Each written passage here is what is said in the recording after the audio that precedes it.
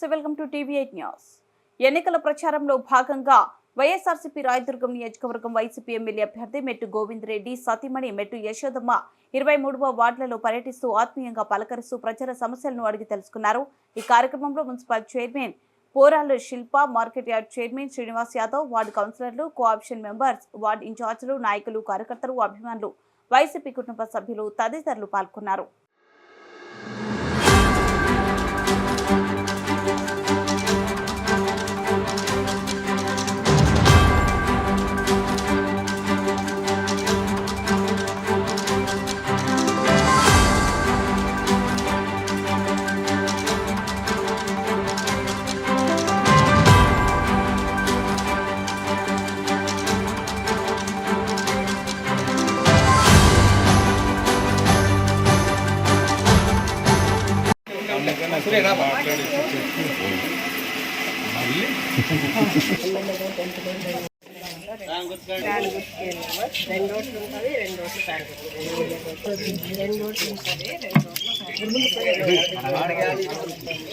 సిద్ధం